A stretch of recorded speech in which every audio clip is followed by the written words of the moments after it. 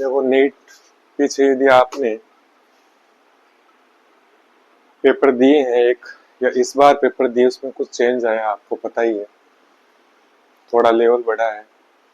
और एक तो 4 ऑप्शन आते हैं उसमें पहले तो आते थे चारों में से एक को अलग करना। इस बार जब तक चारों ऑप्शन का पता नहीं हो आप उस क्वेश्चन को अटेम्प्ट ही नहीं कर पाओगे। आपको चारों आंसर आने चाहिए। इसका मतलब क्या है, आपको डीप स्टडी करनी पड़ेगी। तो नीट में एक आपकी टॉपिक है जेनेटिक्स या आनुवंशिकी। इसमें मेंडल, आपको पता है मेंडल इसमें आता है। और जो जीन के बारे में जितनी भी रेप्लिकेशन हुआ, ट्रांसक्रिप्शन हुआ, ये सब इसी में आते हैं जेनेटिक्स में। तो आनुवंशिकी में यदि मेंडल की बात करें,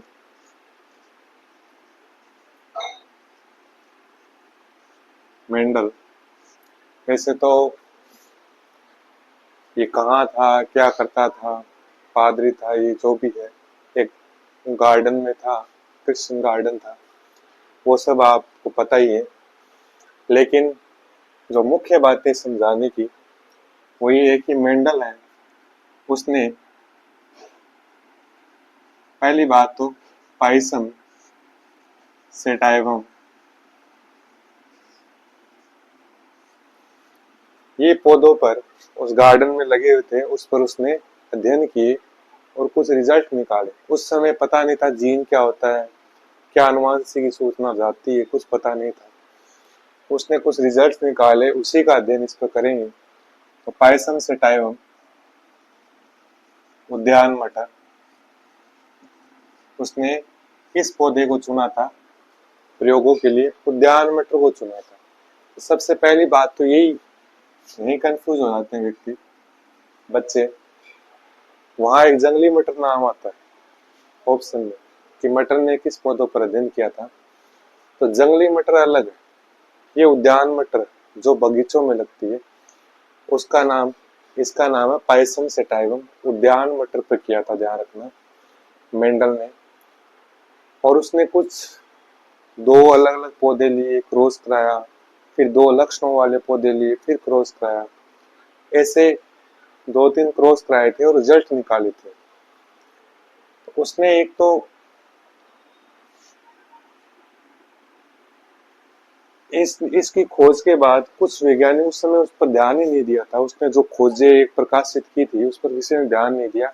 उस समय डार्विन फेमस था, शायद मेरे ध्यान में डार्विन था, लेकिन उस समय उसके खोजों को किसी ने ध्यान नहीं दिया। फिर 3 वैज्ञानिक आए, उन्होंने क्या किया, मेंडल की जो उसने खोजें की थी, जो खोज की थी, उनको पुनः अध्ययन किया। तो इसलिए मेंडल के पुनः खोजकर्ता वैज्ञानिक कौन थे, ये भी एग्जाम में पूछते हैं बहुत बार।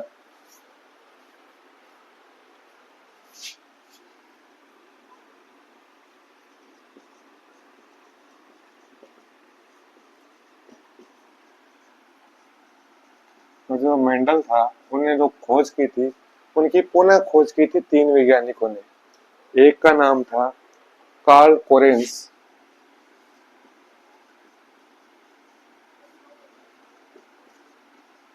कार्ल कोरेंस नाम का वैज्ञानिक था जो कि जर्मनी का था।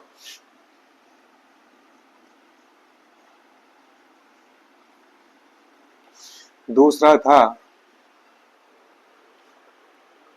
ह्यूगो डी ब्रिज, इससे आप परिचित ही हो।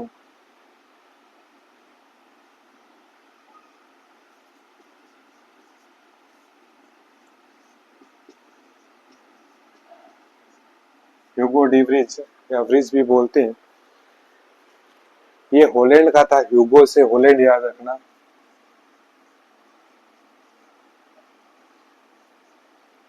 और तीसरा था सेरमेक,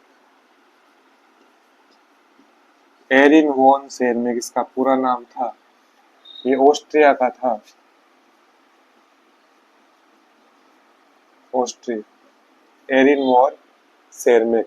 ये 3 वैज्ञानिक थे जो कि मेंडल के खोजों के पुनः खोज करता थे। एग्जाम में पूछते हैं कि मेंडल के जो खोज की थी उनके पुनः खोजकर्ता के वैज्ञानिक कौन कौन थे और किस किस शहर के थे, ये भी पूछ लेते हैं।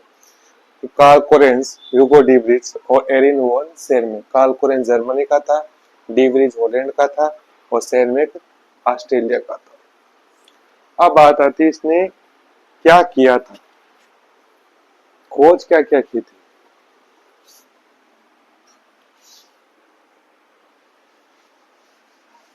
मटर पर 7 जोड़ी विपर्यासी लक्षणों पर अध्ययन किया था इसने। 7 जोड़ी थे।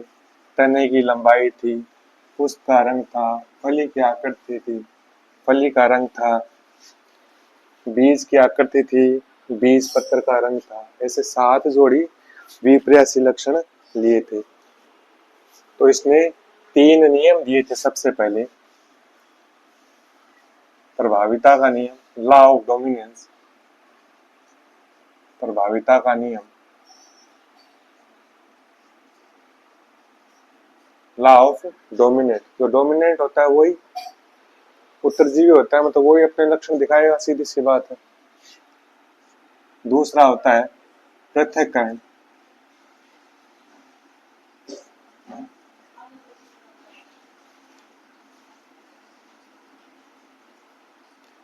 लॉ ऑफ सेग्रीगेशन, पृथक्करण का नियम, या प्यूरिटी ऑफ गेमीट, युग्मकों की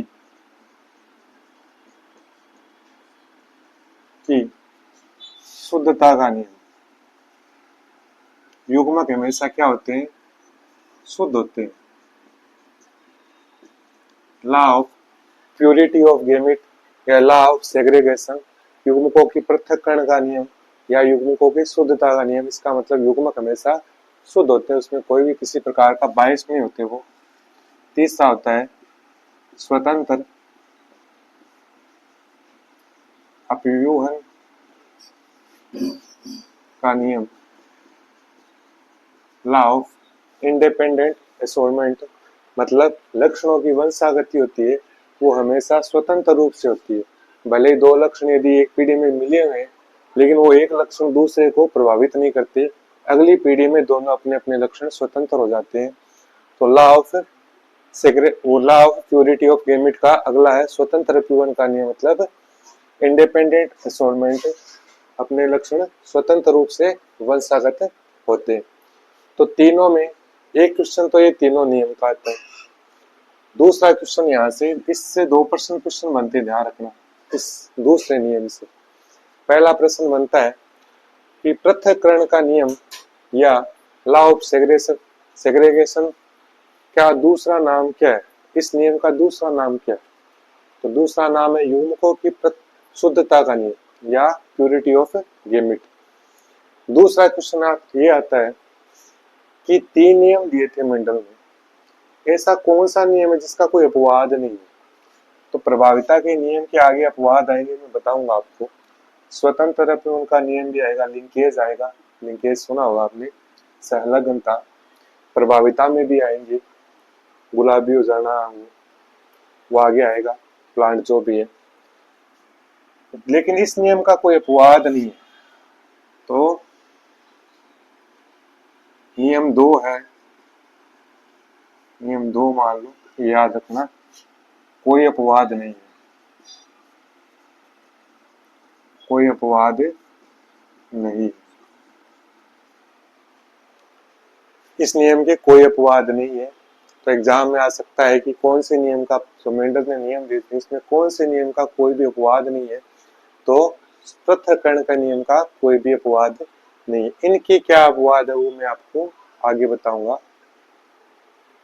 अब आता है उसने 2 लक्षणों को लेकर जो एक संकर संकरण, द्विसंकर संकरण, त्रिसंकर संकरण की, उसका फिनोटाइप, लक्षण प्रूफ क्या होता है, जीन प्रूफ क्या होता है। वैसे लक्षण प्रूफ होता क्या है, जीन प्रूफ क्या होता है, आगे वंशागति क्या होती है, युग्मक कैसे बनते हैं, उसके अनुपात याद रखने पड़ेंगे। आपको बताऊंगा मैं तरीका कैसे याद रखना है। और साथ में इसके अपवाद, प्रभाविता के नियम के अपवाद, उसमें जो उसके रेशियो दिया था फिनोटाइप जीनोटाइप का, वो चेंज हो जाता है। और स्वतंत्र अपव्यूहन में लिंकेज है, जो मॉर्गन फुलमक्खी या ड्रोसोफिला में जो मॉर्गन में आता है, मार्गन, उस वैज्ञानिक से संबंधित संलग्नता लिंकेज वो इसमें आएगा स्वतंत्र अपवन के नियम में। तो अगली क्लास में अपन इनके हाइब्रिड क्रॉस प्लस में इनके अपवाद देखेंगे, क्योंकि इसका तो है नहीं, प्रभाविता और स्वतंत्र अपवन के जो रेशियो है उनके बारे में अपन चर्चा करेंगे।